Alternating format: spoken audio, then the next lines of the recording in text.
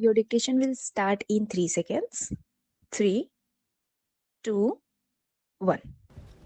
I am truly delighted to be present at this historic occasion when the All India Institute of Medical Science is commencing its Golden Jubilee celebrations. I am also honored to participate in the 34th convocation of this great national institution and be conferred with the honorary fellowship of the institute. Golden Jubilees of institutions offer us an occasion to reflect on their accomplishments and plans for future. AIMS is undoubtedly an institution of excellence in medical education and research and healthcare and is rightly regarded as a valuable national asset.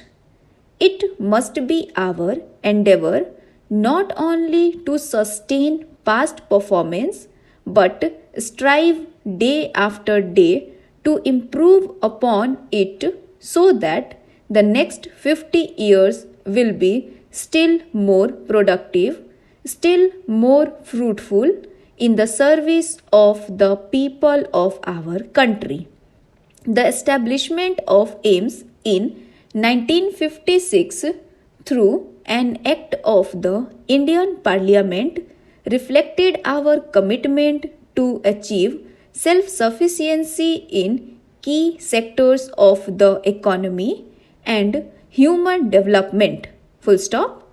It also bore testimony to the value our national leadership placed on the attainment of excellence in all such endeavors.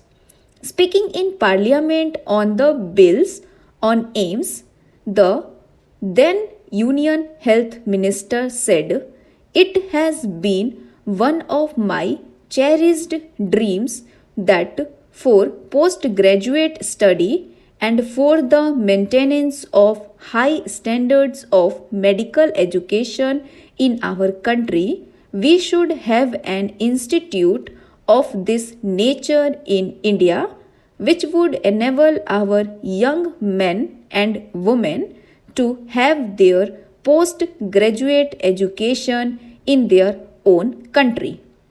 She went on to say medical education must, above all, take into account the special needs of the country from the point of view of affording health protection to the people. This was also the vision of India's first Prime Minister, who believed that institutions like AIMS would be regarded as the temples of modern India. The time has come for us, therefore, to rededicate ourselves to the mission of these visionaries and pioneers. AIMS has indeed fulfilled its mandate of stabilizing high standards of excellence in undergraduate, postgraduate, doctoral, and postdoctoral education.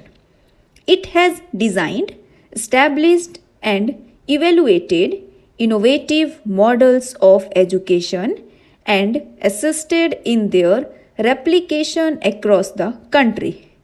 It has gained a well earned reputation for providing the highest standards of clinical care in many specialties. This is on par with the best medical centers in the world. It has been the leading contributor to published medical research in India with scientific output of high impact. I, on behalf of our nation, salute AIMS for its glorious accomplishments and express our nation's collective gratitude to the many individuals who have contributed to its growth over the past 50 years.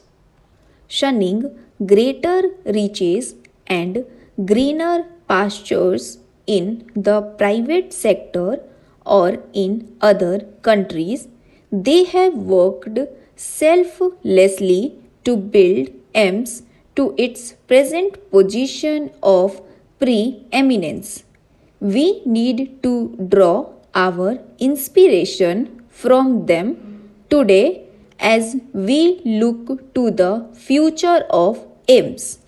While we all are truly proud of our accomplishments in medical science and technology, we must be aware that the health indicators of our country do not do us proud.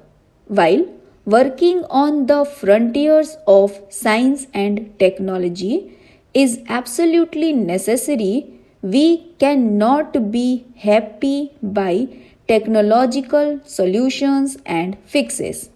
We must realize that health is the result of many factors, of which medical care is just one.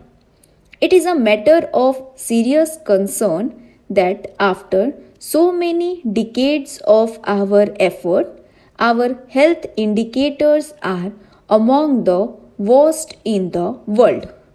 Our infant mortality rates, our maternal mortality rates, and the incidence of easily controlled diseases and epidemics are unfortunately among the worst in the world. This Golden Jubilee, therefore, is a time for the entire medical fraternity to reflect on the ways by which we could improve the basic health levels of our population. Kerala, with its world class health indicators, has shown that there is no necessity for high standards of living or high per capita income and high cost medical care to improve the health of our population. I request all those connected with planning of health services in our country, those who are in the government, those who are health policy planners, AIMS and the medical fraternity with the task of exploring ways by which we can bring the health status of the rest of the country to the levels prevailing in Kerala in the next one decade. I think that's a challenge which can be met and which should be met, and I suggest that AIMS must take a leadership role in this. It is only when society at large benefits from government investment in high class medical care that we can truly say that the investments have borne fruit.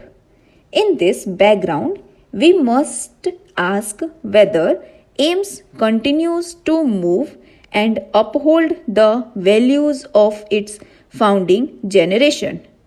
Have growth and expansion created bureaucracies?